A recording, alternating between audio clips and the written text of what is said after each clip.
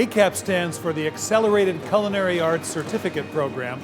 You come here and you get the practical experience of the kitchen at the same time that you bring with you the four-year degree that you've already completed.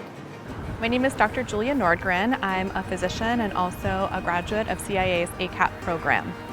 I really wanted to have a more solid understanding between food and disease.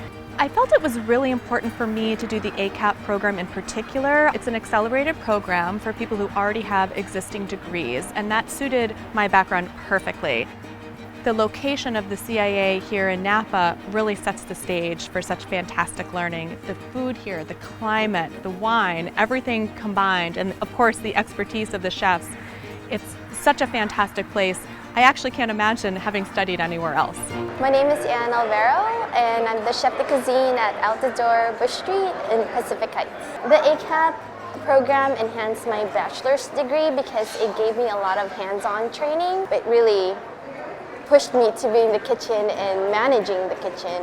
I definitely recommend the ACAP program for anybody looking into something intense and challenging. I think it will be worth your time if you're willing to invest in something great.